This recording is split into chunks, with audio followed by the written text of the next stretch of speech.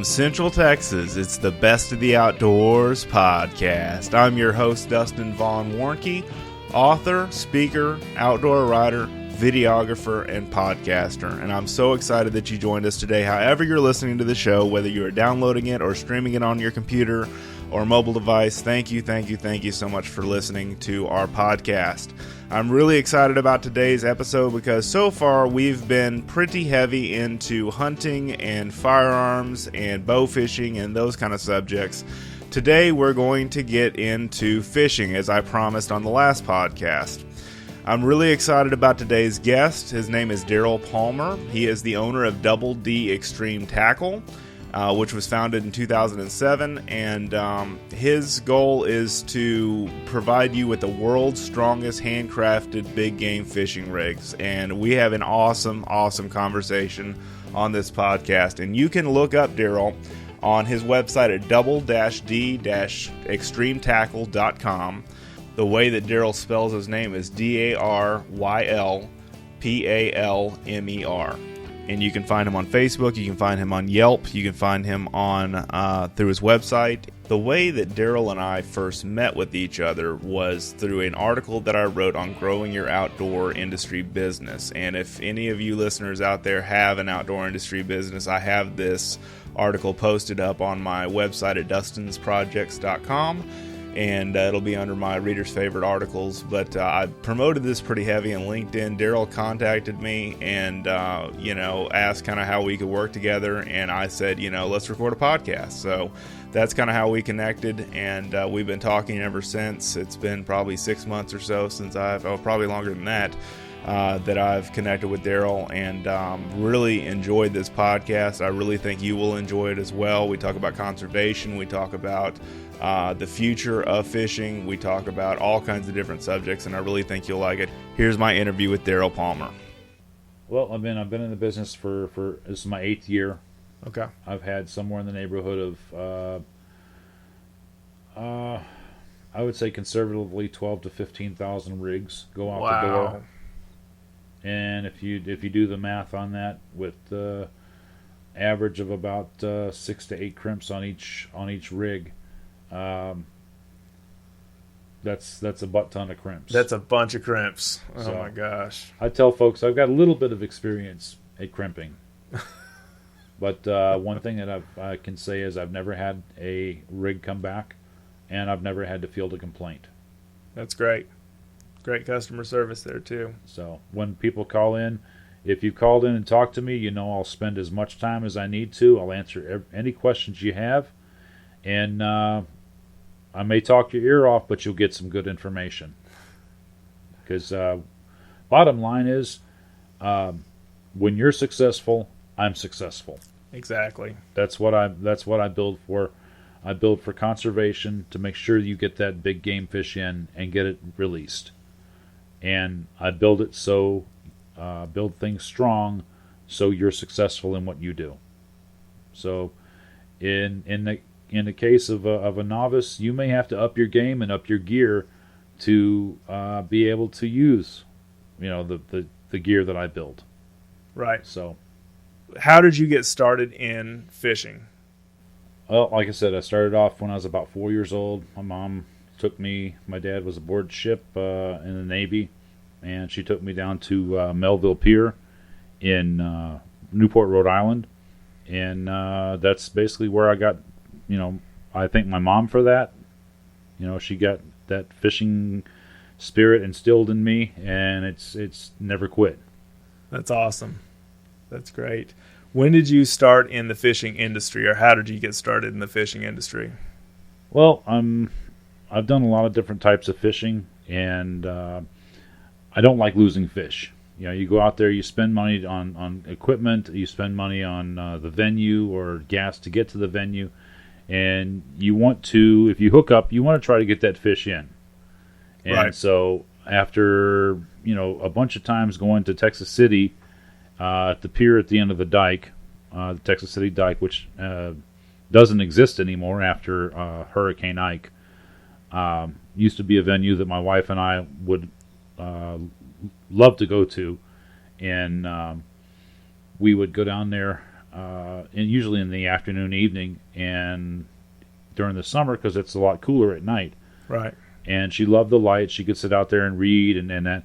But she would catch the bait fish, and I would catch the big fish. And I just got tired of going down there and losing fish, not left and right, but losing fish here and there. I mean, good fish. Gets frustrating. It got real frustrating. Sure. And so I started, went over and got some, weed eater line, and I bought some cable online, and I started building my own. Right. And after, a couple, 3 months of doing that, my wife's like, why don't you, these are pretty decent rigs. Why don't you sell these on eBay? Why don't you see if you can sell them? I'm like, nah, nobody's going to want to buy this stuff. It's weed eater line. It's rednecky, it's like, and so, after a while, she kept hammering on me, and I was like, okay, fine. I'll put a couple of them out on eBay. Within the first week, I sold like probably 10 or 15. Wow. And it was just like, holy cow, people bought them up, and then they came back and wanted more. And so within 3 months or 4 months, I'd started probably a half dozen rigs, shark rigs and drum rigs. A lot of the other rigs I added on later on, but that's basically what started it, was the basic red drum and shark rigs. And then, you know what? It was about a year later when I got out there and actually broke one of my own rigs. I was like, wow. And I was like, okay, this is not going to happen again. Right. And so I came home. I don't know if it was a year later. It was probably about 3 months later. And anyway, I come back home, and the next day after we rested for a while, I went outside to my workbench, and I'm like, okay, how can I make this better? So I tinkered around with it, and I actually used a A-frame ladder, one of those little giant ladders, and right. I made basically a rig stretching apparatus over my trailer to my 23-foot walk-around boat. Wow. And I would use the boat because I could stretch the rig slowly using I could hook it to the trailer and hook it to the A-frame ladder, and then I could actually, use the wheel winch or the wheel jack, right, and stretch the leader to the point of breakage. And so I did that and redid it and redid it and redid it. And each time I would go back and say, okay, look at this thing under high power magnifying glasses and taking pictures of it and blowing them up and seeing exactly what went wrong and what broke, and basically weeded out the weak points of the rigs in that way. And so when I got to a point, I think there's 175 pounds of tongue weight on this boat. So when I got them to where I could hang the boat trailer on a shark rig, I'm like, you know what, that's probably pretty good enough. And then after that, I started upgrading the actual parts, the swivels, the crimps, the hooks, and I basically only go with mustad hooks. And the reason being is because they actually stretch their own metal. Right. They've got equipment they've been using for a couple of 300 years in Norway that they have the proprietary technology to do that. And other hook manufacturers are after them all the time to send them metal to make their hooks out of. They're like, nah. so that's why I use mustad hooks, because it's not a forged hook. It's actually stretched. It's not a extruded or anything like that. And that impressed me. That's good. So mostly mustad hooks, AFW. Swivels, snap swivels, the coast locks, and crimps, and then AFW monos and cables. Great. And your main target is big game fish, or do you do freshwater and saltwater rigs? I do some freshwater. There's freshwater big game fish out there. Some guys use the cable rigs for gar. Some of them use them for actually alligator, where it's legal to catch alligator, and some of them, in fact, there's a guy up in Oregon that uses one particular rig, the finesse shark rig, for sturgeon, the white sturgeon up there. Wow. And I insist that if he uses the rigs, that he puts barbless hooks on them. Right. Because that's required by law. I won't send him. I'll either grind the barbs off, or I will, send it with a 250-pound split ring where he can put his own hook on there. Right. But that's one thing that I'm very adamant about, is following the game laws and the fishing laws, and that early on in designing the links and the weights and everything of the leaders and rigs that I build, I looked up all the specs for a lot of the specs for the IGFA. Right. So everything that I build is IGFA compliant, just in case somebody gets a massive fish and they bring it in on really light tackle or whatever. I want to make sure that the IGFA is satisfied in that aspect. Okay, and tell me what IGFA is, because it's an International Game Fish Association. Okay, very good. I figured it'd stand for something like that. They have specific rules on how long a leader can be, how heavy, not really how heavy it can be, but how long, and there's several different criteria that it has to meet, and mine meet all of it. So you started your own company, and that's Double D Extreme Tackle, and that's based out of where? Based out of Kingwood, Texas. The name Double D Extreme Tackle actually came from me and my wife. My wife's name is Dawn. I'm Daryl. Oh, okay. And so that's where the Double D came from. A lot of guys out there may think it means something that you put in a bra, but that's not where it came from. But hey, let them think what they like. That's good. So that's good. And what is the anatomy, I guess, to a good rig as far as it goes with, what sets your rigs apart from a lot of the other ones, if you can answer that? Well, there's a lot of guys out there that build either all mono or all cable rigs. Mm-hmm. And one thing that happens if you get a toothy critter on an all mono rig, one thing they can do is bite through it. You can get what they call tail whipped, or tail rash, or rash on the rig itself, and to the point where it actually fails. And so I got around that by using heavy mono and where it needs it, which is the upper part of the rig. And then for toothy critters, and most of the rigs I build are all cable at the bottom of the rig. So you got about two-thirds to three-quarters of the rig being mono, and the other quarter to a third being cable. So down around the fish's mouth or wherever where it's going to get the most abrasion, it's cable. Right. And so, and above that is all mono. One, because it's easier on the hands. Two, if you're using all cable on a say a rig, and you want to put weight on it, if you're casting it, over time you're going to develop a kink in that cable. Right. Because a lot of the rigs out there have got, and you've probably seen them, they've got a crimp sleeve about two-thirds of the way down. Yes. Just crimped on the cable itself. And that's where your swivel, your snap swivel, and your beads float above that to put your weight on there.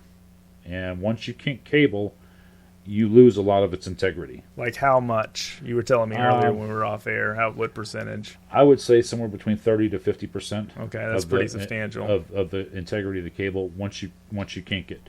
Mm-hmm. Because what you're actually doing is you're changing for the part that's on the outside part of the kink, you're actually changing the molecular structure of the steel.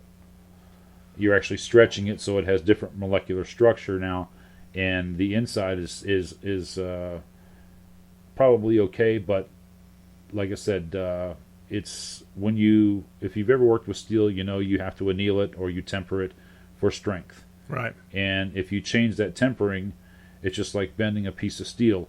You lose strength in that part where it bends. Mm-hmm.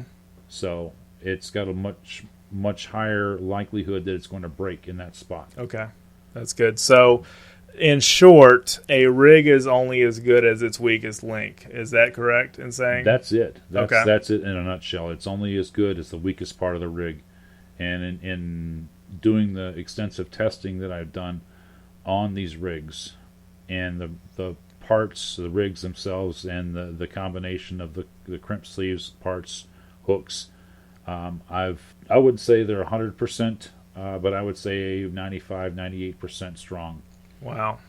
And there's a lot of R&D that kind of went into that, wasn't there? There's a lot of like, for one thing, all the parts that I use on the rigs are all black, because black doesn't reflect light, and it does not attract game fish like bright colors like brass or nickel-plated parts will attract game fish, and they actually bite the rig versus biting the bait.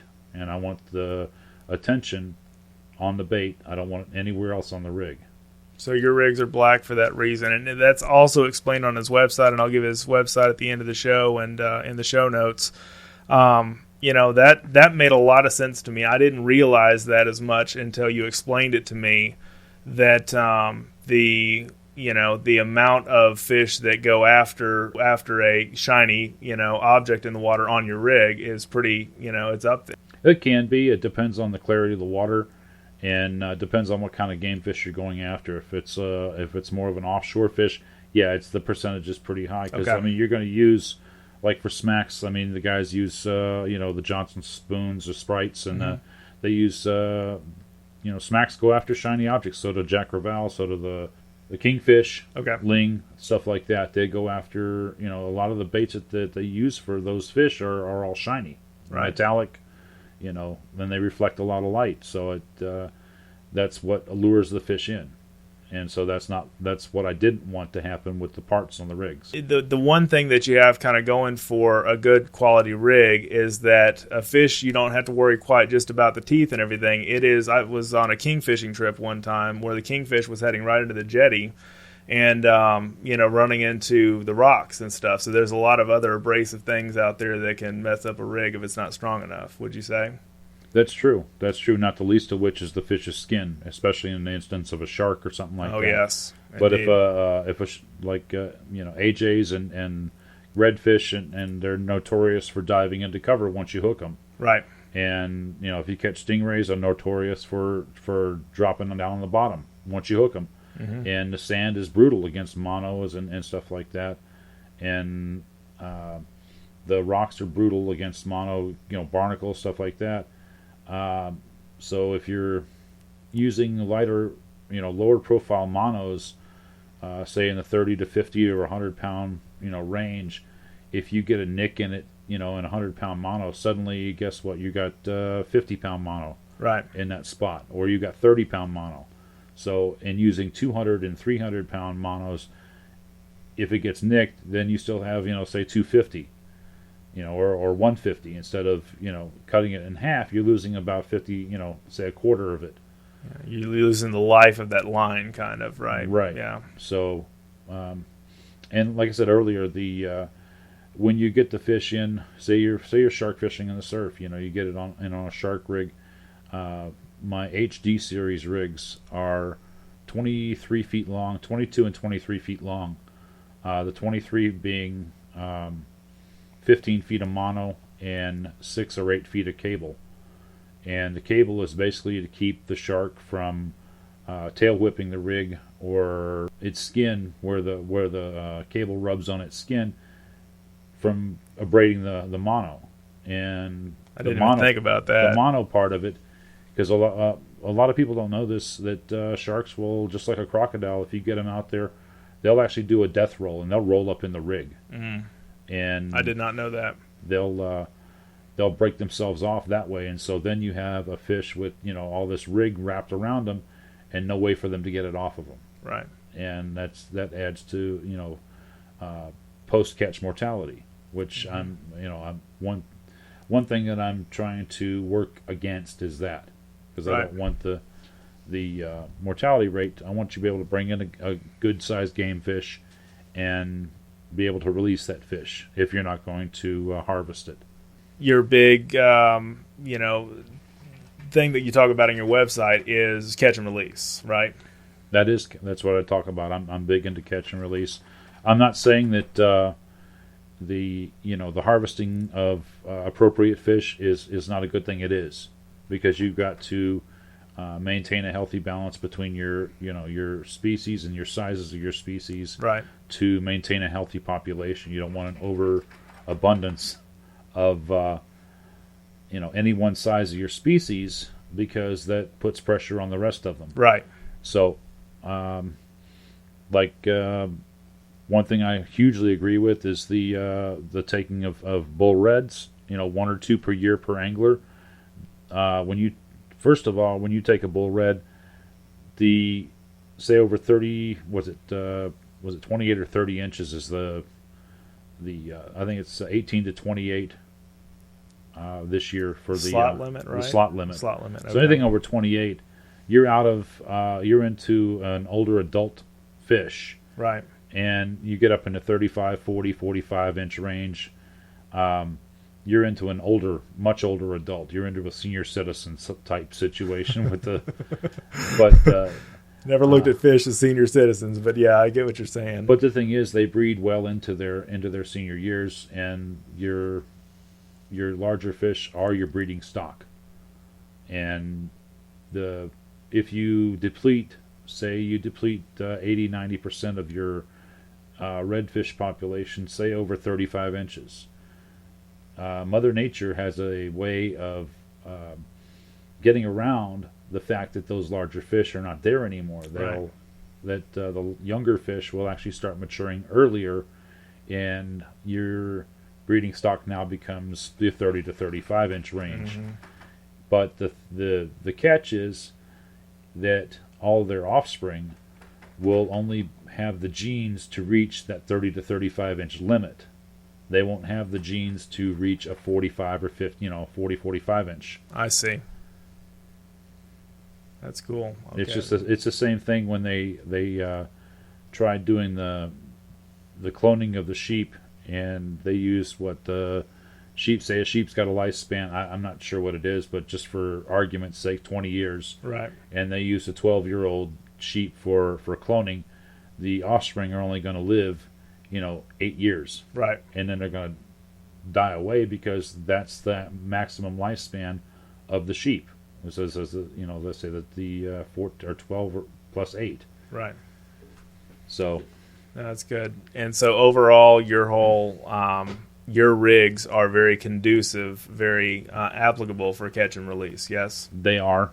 In fact, basically the reason that I started the company was to make sure that when you do get that fish of a lifetime, you get that huge game fish, you have the tools to get that fish into the beach or into the boat and release that fish. And that's my mission. Basically, the mission of the company is that, is what I was trying to say. That's good. So the mission of the company is to get that big game fish in to where it's released, or harvested or whatever you're going to do with it. But that it's landed, which is the it's main landed, point and of fishing, right? Yeah, because the thing you don't want is to have a fish out there with even 10 feet or 15, 20 feet or 100 feet of line and cable, right, and rig hanging off this fish, and you're basically dooming the fish anyway. It's a liability. Yeah, exactly.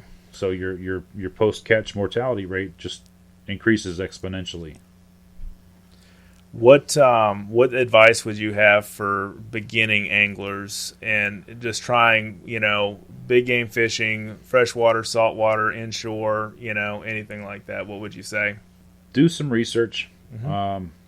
The most, as with anything that you get into, become a student of the whatever you're doing. Do the homework, but there's you can read books all day long, but there's no substitute for having your toes in the sand. Yes. There's no substitute for practical experience. You've got to get that practical experience, and you've got to stub your toe a few times. You can listen to folks and say try this and try this, because certain things work for some people. and certain things work for other folks. Right. But you've got to figure out what works for you and go with that. It's a very conditional environment with fishing because you may be in a different situation every time That's you go right. out. Right. That's right. A lot of guys will call in and say, "Hey, I'm going here. I'm going to do this type of fishing," and that's something that I'm real proud of, and I'll walk them through, what it is, ask them what they have as far as rod, reel, line, and walk them through what the best practices are for doing whatever type of fishing that they're doing, and have being able to help them set up the reel, have them set up the drag, have them set up the the line, mono, braid, whatever they're going to use, Right. and then how to use the rigs, actually how to handle what kind of baits to use, what size baits to use. Oh, that's good. And then, how to actually, when they get a shark in, how to handle it. Because a lot of people don't know. And it's that's when you get accidents happening because, you're going out there basically half-cocked, so to speak. Right. And you're getting into a situation that you've never had the experience with before, and you have no idea what to do at that point. And that's where accidents happen. So, one of the things that when you go out fishing, you want it to be an enjoyable experience for everyone involved. Mom, dad, the kids, brother, uncle, dad, whatever. Right. And so you have to have some knowledge before you go out to go ahead and bring in different types of fish. It's like I ran into a guy the other night I was fishing with. He was in a pair of sandals and a pair of flip-flops, and he caught a little baby gaff top, and he was trying to kick the gaff top off into the pier. Oh, no, not with the sandals on. And I was like, oh, man. I was like... danger. Yeah. I'm like, red flags. That he was... I said, bro, you do not want to do that. He's like, really? I'm like, yeah. I said, you ever seen the fin on one of these things? It's the tri-fins on the... Oh, yeah. On the gaff top or the hard head, the notorious hard head. And if you've ever had one in your hand or your foot, you know exactly what I'm talking about because it stings like crazy. Right. And it swells up, your toe will swell up the size of a tennis ball, and it's not fun at all. One tip I would have for you out there is don't ever kick a hard head. 2, don't ever try to step on one. 3, if you do get a barb in your hand or your foot or wherever, use the slime. I know it sounds nasty, but take the slime off the hard head and rub that into the wound. I've heard that before. That is the only thing out there that's really effective on neutralizing the toxins that come off the fins. Right. Now, the other thing that they don't realize is that hardhead fins and the catfish fins are serrated on one side. They're not serrated. They're barbed. I noticed that. They're barbed on one side, but only on one side. Right. So you can actually push them to the side that they're not barbed and slide them out. But stingrays, on the other hand, they're barbed on both sides. Yes. So if you get hung with a stingray, you either have to cut it off and leave it in there until you can get it surgically removed, or you're going to be ripping flesh on the way out. Yeah, there's no easy way to do that. Yeah, there's no easy, or either that or just push it all the way through. Right. And it sounds... Oh, that's gross, but it's a reality sometimes if you're on a boat. And that's the nature of the beast, or so to speak. Beach. But one thing you do want to have when you're out fishing is some hand sanitizer in case you do get finned or something with a small fish, because you don't know what's in the salt water. There's toxins out there that you don't know about. You get it on your hands, you get it into a cut, you can get infected real quick. Right. A little bit of safety. I always say, an ounce of prevention is worth a pound of cure. Yes. And so a couple of little tips for folks going out fishing. The rest of them, they're not too bad. Sharks, basically want to stay away from the business end of them. Yes, the mouth. Something that a lot of folks don't know is that if you take say less than a 4-foot shark, if you can grab it around the head and grab around the tail, at the base of the tail and you flip them upside down, within 2 to 3 seconds, it will paralyze them. Okay. But I did not know. Now they may thrash around, for those 2 or 3, 4 seconds. Right. But if you can hang on to them, it'll paralyze them. But don't ever do that with the fish unless it's inverted, unless it's upside down. Right. Because they can turn on a dime, and they got teeth, and you would never think that you would get bit, but you will. Not just teeth, rows of teeth. Yeah, rows of teeth. But I've seen. I know we've all seen the video of the guy out there that's holding the shark, and he's got the head point out in front of him, and he reaches around, and the shark does a 90-degree turn to the left and nails him in the shoulder. Shark decides to reach around as well. Yep, Right? yep. Oh my. But yeah, anything over 4 feet, I wouldn't recommend doing that with. Just cut the line, or what do you? No, recommend? you don't cut the line. You take and you. The one thing you don't want to do is cut the line. Okay. That's one of the big things that I'm very largely against is bringing and just leaving the rig on there and you cut the line. Now, if you want to cut the cable down by the hook, that's a different story. Right. If you got a fish that's say a 10-foot, 12-foot hammer, or a 10 or 12-foot tiger or whatever, and it's just too dangerous to try and get the hook out. Right. Which a lot of times it is. You want to take and cut the cable or whatever it is that you got attached to the hook as close to the hook as possible safely. Right. But sharks that big, typically you want to straddle in front of the dorsal fin. You want to put them on the beach, just at the water's edge where the water can still kind of get over their gills. Put them at the water's edge, straddle them, but once you straddle them, stay away from the tail. Right. Because that tail on a 6, 7 foot, 8 foot shark, the tail whip comes around, it can break an ankle. They're incredibly strong fish. My brother was out fishing with me the other night, and his little boy, and they caught a little scalloped hammerhead. It's probably about 14 inches long. Oh, how cute! And it was cute. He had nice little teeth. They were real cute teeth. I bet they were. But he was sitting there holding this thing, and my brother's not a small dude. Right. And he's 6'3", and he probably goes about 260, 280. Used to be a football player. Used to work in the out in the field, and he's a big dude. And he couldn't hold this little tiny shark from wiggling back and forth. Oh, boy. Of course, he didn't turn it upside down until I showed him that, but he couldn't keep this little guy from twitching back and forth in his hand. That's how strong these little guys are. Wow. And you get them up 6, 8, 10 feet, and like I said, that tail whips around, it can break an ankle. Wow. So straddle them, front of the dorsal fin, get your buddy in front of him I guess you can use an arc dehooker is one of the best things on the market to get down to the hook and try to jar that hook out. Which is kind of a metal device that goes into the mouth, right? Right. It's a metal device with a it's ringed at the end. Okay. Where you can put it on the line and then follow it down to the hook. I see. It's got a T at the other end. And for your bigger game fish, you've got one that's probably 40 inches long. Which is plenty long enough, and you take and pull the line one way, put this thing down on the hook, where you can get the hook down in the middle of the bend of the hook, and pull it the other way, and you can pop that hook out. But if you can't do that, then cutting the cable is one thing you want to be really, really careful about doing. Yes. Because even though you're sitting on that shark, he can still move. Oh yeah.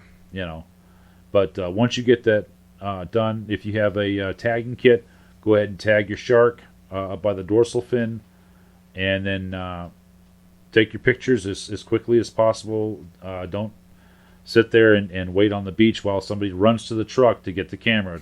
Not a good idea. Yeah. The longer you keep these sharks out of the water, the higher the mortality rate can be. I see. You want to get that shark unhooked. You brought in unhooked, tagged, photographed, and you want to get that shark back out in the water as quickly as possible. Right. But now, one thing a lot of people like to eat shark. Sharks are real good eating, but I'll tell you this: if you're keeping anything over 5 or 6 feet, I wouldn't bother, because after that they're going to be tougher. The meat's going to be tougher. Right. It's going to be strong tasting, and it's not going to be worth your time to take it home and prepare. Right. So over 5 to 6 feet, you said? Anything over 5, 6 foot, let it go. Let it go. Yeah, let it go. It's a trophy fish kind of anyway. If you're not going to keep it, now there's no reason to kill the shark, right? Because he's going to head back out to deep water anyway. So, but if you're going to keep him for table fare, the thing you do have to do is you have to bleed the shark out. Mm-hmm. And I've heard that before. If you don't, the meat is going to taste nasty. And so, for anything that you're going to keep, like I said, sharks, cut the tail off, bleed them out, leave them in the water until they bleed out. You're going to have more sharks come in, which is, right. If you're out shark fishing, it's a good thing. But if you don't want that, just throw it in the cooler. It'll bleed out anyway. And then once it's bled out, then put it on ice. Okay. One to go back for a second, when we talk about hardheads and gaff top, those are both saltwater catfish here off of the Gulf of Mexico and Texas, right? Correct. Okay. I just wanted to make sure, our listeners from Florida or, the East Coast or West Coast knew the difference of those are little bait snatchers, the hardheads are at least, and they're not very good to eat. Gaff top, you like eating gaff top? I've eaten gaff top years ago. A lot of people like gaff top. I do. Hardheads. They're like it's like almost like a saltwater blue cat. Yeah, and they're hard to clean. They're really hard to clean. You gotta have a sharp knife and a pair of pliers, and you're in good you shape. do. But no, I mean, typically what you do with the gaff top, you don't fillet them out. You just cook them, take and head them, skin them, and then you cook them whole. Okay. It's probably the easiest way to do that. I've always filleted mine, so, but it's. Well, they have. The gaff top will have, the larger rib bones. Yes. And they don't have any lateral bones in them, right. so you don't have to worry about anything but the rib bones, which is nice. But a lot of times the rib bones are a pain to cut through right. when you get into your larger fish. Exactly. But, as far as hardheads go, we basically, down here on the coast, we call them tourist trout. Tourist trout. I love it. So that's good.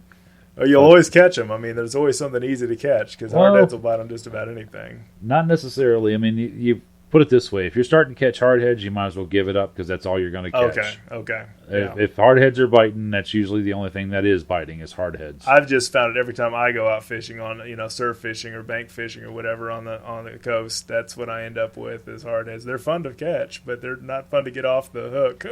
Well, one thing you can do is use a pair of pliers. If you're fishing a pier, you take the pair of pliers and you get the hook down by where the bottom of the J is. If you yes. catch that right there, you basically take and tap them on the pier top, okay. and it comes right off. Okay. I try 100%. I try not to even touch those things. Right. I don't like the slime. The slime's bad. Yeah, I don't. I try not to touch them at all. One thing you can do is if you take one of the heavier coat hangers, if you can find one anymore, and you make a little J at the tip, about a 1/2 inch J, and then you take the other end and fold it up into a handle and wrap it back around the main shank of the coat hanger. You can use that, and you basically run it up under the hook. You put that little J part in the hook, right, and then you take and flip it, away from you, and that hard head will come right off. That's a great little trick. Then you never have to touch them. Next time I go to the coast, I'm going to definitely have to try that. And the reason earlier in our show we were talking about, do you cut the line if you've got a fish that's a toothy shark or whatever the case may be that's a shark? If you have to cut the line, because of all the teeth and all that other stuff. I just see it happen in a lot of TV shows. You know what I'm talking about? Yeah, I know exactly what you're talking about, and I personally, I'm not gonna dog what somebody else does right. for a living or anything like that. But you know what? Personally, I don't think it's a best practice. Okay, that's good. I don't like seeing that happen, and like I said, it's not. It's not like it's an illegal thing to do, but to me, it's sort of an unethical thing to do. Okay, I'm with you. And it's like you're a hunter. It's like taking that shot through the brush. Right. That you have you want this buck so bad, and he's got such a great looking, set of spread on him, and he's like, I just want him so bad. I get him through this brush, and you don't know if you can make the shot, and you do it anyway, and guess what? You wing him. You've got a liability then. You've That's got a right. wounded animal. You've got a wounded fish if you're cutting the line. Yeah. It's not an ethical thing to do. Exactly. And I understand that completely. one thing that I wanted to, before we finish with this podcast, is that I wanted to go through the rigs and kind of explain. I kind of explained the hardware part of the rigs, but one thing I did want to touch on is the way that the material's cut. I don't crush the mono when I cut it. I actually slice it, which protects the integrity of the mono itself. I also do not leave, if you'll notice on the ends of the rigs where the crimps are, there's no tag ends left sticking out, especially on the cables, for them to get hung on your hands. That is probably the most painful things to happen, is if you're fighting a big game fish, you're bringing it in, and then he flips his head and then jams that cable right into your hand. Ouch. I've been there before. And that's not fun. That's not fun. That does not feel good. So that won't ever happen with the gear that I build, is because I don't leave the huge tag end sticking out. In fact, I don't leave hardly any tag end sticking out. Maybe a 16th at most. Okay. So, the other thing is the crimping method I use is something that I've developed. It's a proprietary method, and it renders the crimp 100% effective. It crimps 100% of the material. And for the smaller rigs that I build, like the red rigs, drum rigs, Finesse Shark, it renders the 90-pound cable that I'm crimping on. It's a nylon-coated cable, which a lot of guys don't like, because they say it does come out. This doesn't. On a 90-pound cable, I can hang 75 pounds of dead weight. In fact, I can straighten out an 8/0 J hook. Wow, that takes a little bit without doing anything to the integrity of the cable or the crimp. Takes a little work there to straighten out one of those. So, in fact, for those who are no Mustad hooks, 39960D, which is now a DT with a Duratin. I've actually straightened those out using weight, and the leaders that I've built with those hooks on it, the 275 cable, 300-pound mono rigs, crimps didn't budge. Wow! So the hooks will actually straighten out before the crimps budge. Before the crimps budge. Wow. That's a solid rig, sir. That is a really solid rig. So that's really good. What else would you like to add about your rigs or your company or anything like that? Basically, like I said, I'm into conservation. I'm a U.S. Naval veteran, 3rd generation Navy. Thank you for your service. And one thing I try to do is when I do get orders from vets or people that I know that are vets or active service members, I try to treat them, with as much respect and try to give them a little bit of extra there. Sure, that's great. So, that's really great. Like I'll ship it to them faster, or I will, take a little bit off the price of the rigs, or send them a couple of things extra, just as a thank you. Very good. And I asked this question back to Bill Henson in our second podcast. This is kind of my deep question. Can you answer a deep question? Is that okay? Yeah, we'll go. What legacy should outdoorsmen leave behind with the youth or new outdoorsmen? Whatever you do in the outdoors is going to have an effect on wherever you're at. One of the things that I try to say is and you'll see it right on my website, you wouldn't want somebody to come to your house and trash your house and just leave. So the ocean and the beaches, that's their house. Right. Don't trash it. If you're going to take out stuff out there, bring it home. Clean up the beach. Leave it cleaner than you found it. Right. that's everybody's responsibility. I'm not saying go down and clean up 10 miles of beach. No, but if you clean 100 yards up and back, up and down the beach from where you're sitting, and just pick up the trash, guess what? That's 100 yards, 300 yards of beach. It's not going to have any garbage on it. Right. So, and like I said, everything that you do out when you're fishing has an effect on other things, a lot more things than you can possibly know. It's a ripple effect, kind of. Exactly. Yeah. Exactly. Same thing in hunting.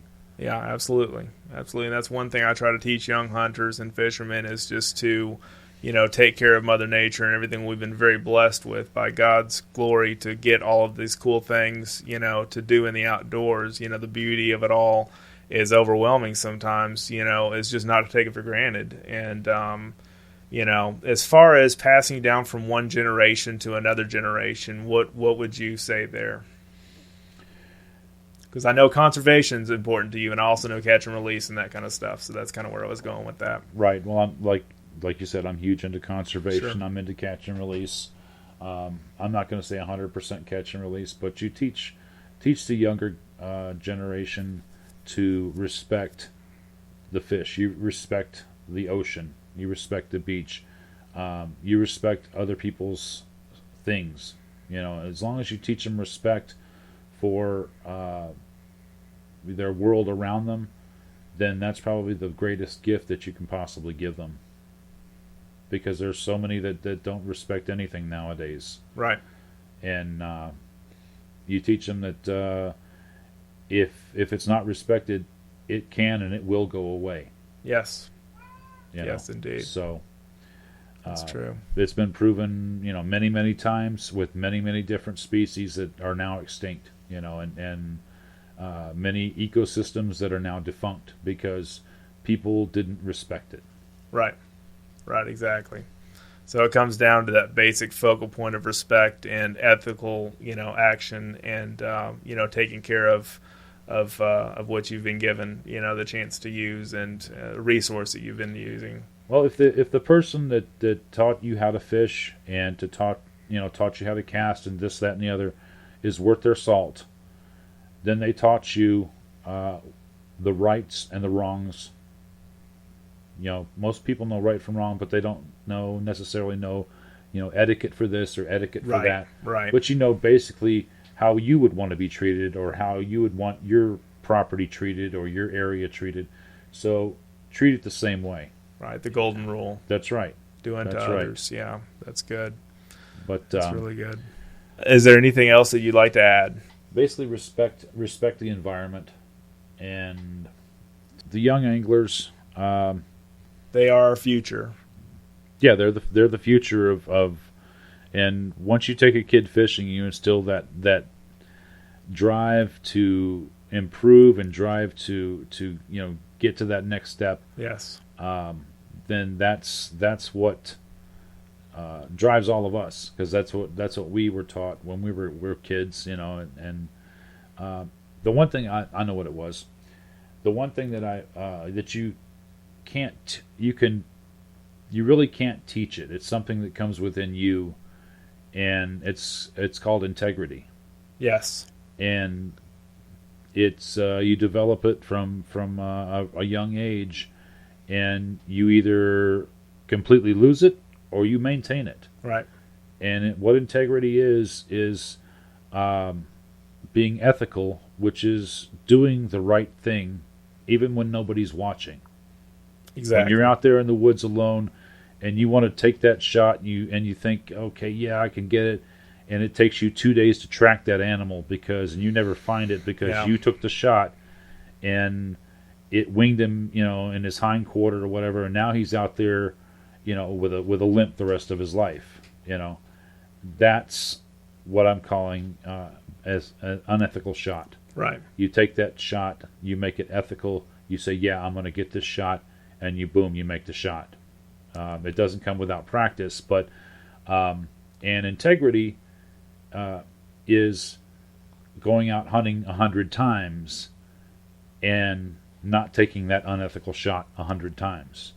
That's what integrity is ethics over time. Or and that's the same can be applied for fishing too. the same can be applied for Right. fishing.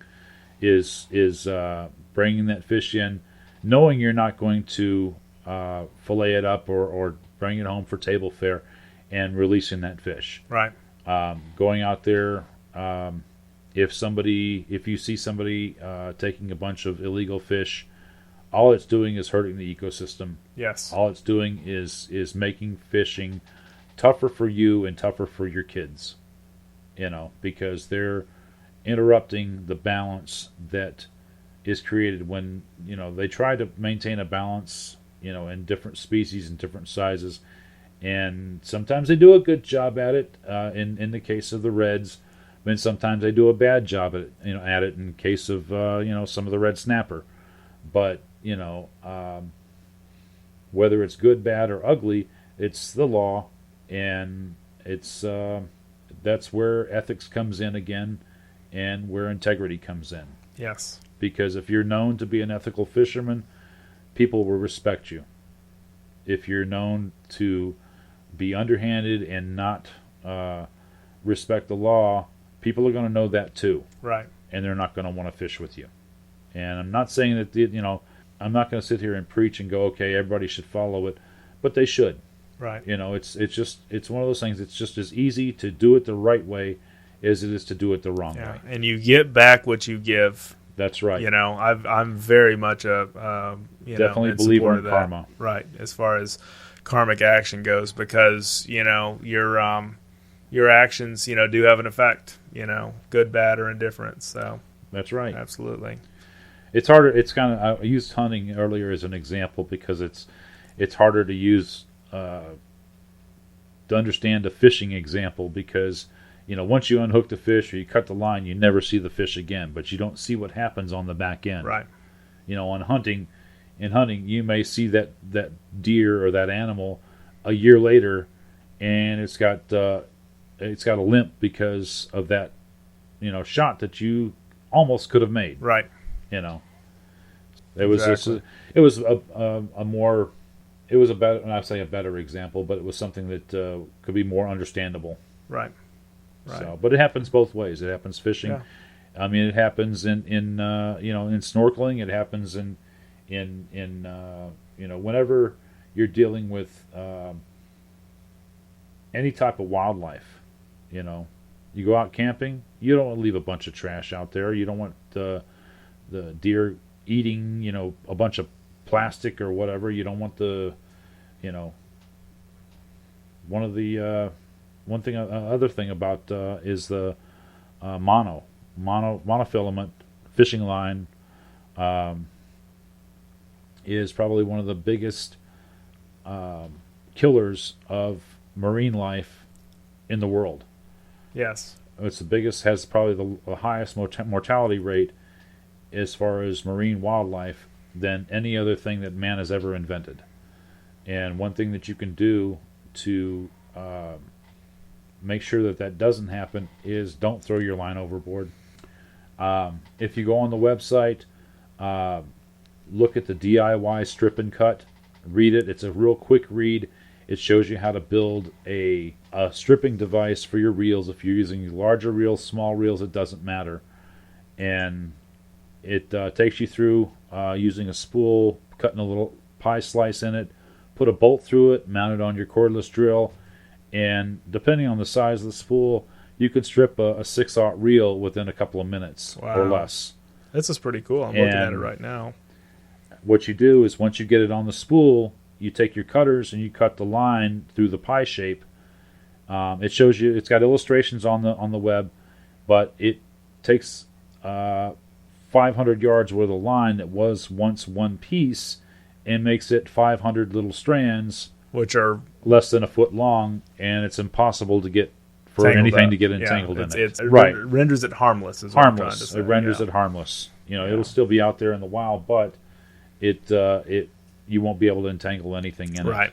Right. One of the things that prompted me to actually build this was I was doing some research on just different conservation sites and trying to market to the conservation side of what I do, and I noticed one thing that a lot of the conservation sites out there, I'm not going to, mention any names or anything, but they're more, it seems like in talking to them, that some of them are more interested in your donations than actually doing any good toward the environment. That's true.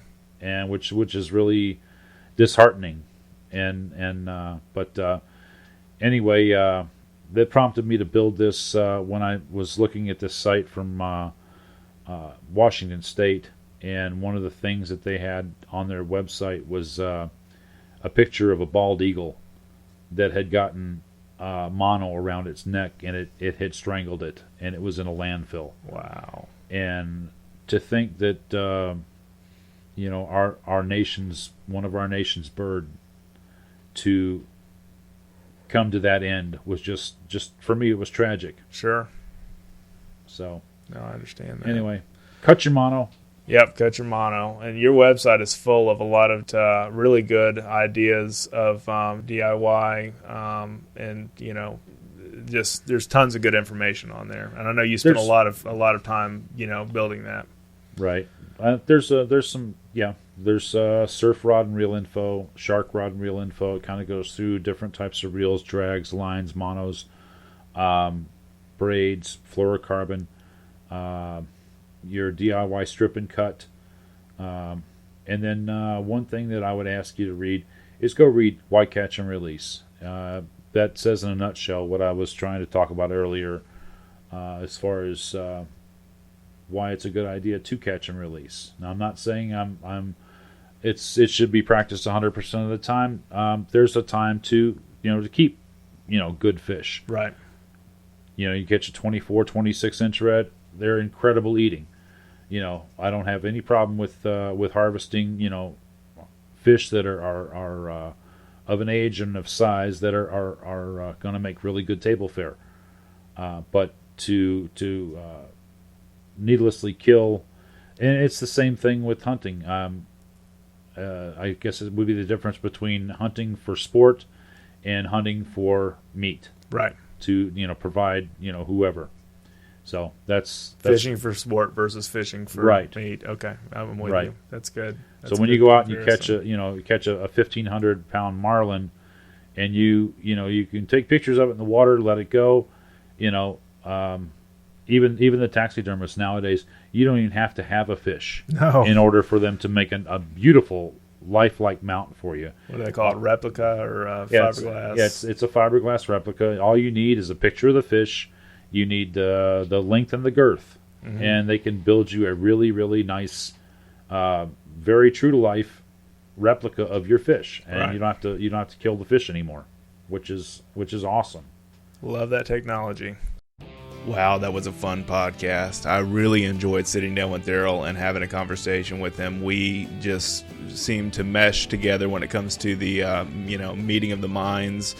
And very like-minded in a lot of different ways, and it's just awesome. Daryl is so passionate about conservation and about catch and release with big game fish, and keeping certain fish for table fare, and he's just a really great guy. Again, as I said at the beginning of the show, you can look up Daryl on Facebook, you can look him up on Yelp, and you can also check out his website at double-d-extremetackle.com. Connect with him, call him, ask him questions. He just has a ton of different resources for you to help you be successful on the water with big game fish or even smaller inshore fish. Whatever you are into fishing, you can probably find a rig that Daryl makes. I think you'll really like it. My goal on this show is to bring you the best of the outdoors, and that includes, good companies with good services and good products that will help you excel and exceed in the outdoors. And that's my whole goal for, what I do in the show. So I hope you see that. I hope you will go give Daryl a try if you're into fishing and would like to try some big game rigs. I think you'll really enjoy what he has to offer. Everything that I've seen of his is just awesome. So definitely check out my website at dustinsprojects.com. I have a blog there. I have links to articles that I've written. I have the links to the podcast episodes here, and a bunch of other content that I do with the Mac and Prowler TV show, and all the other different things that we're involved in. So thank you so much for listening. Thank you so much for watching. Thank you so much for reading. And have an awesome day in the outdoors.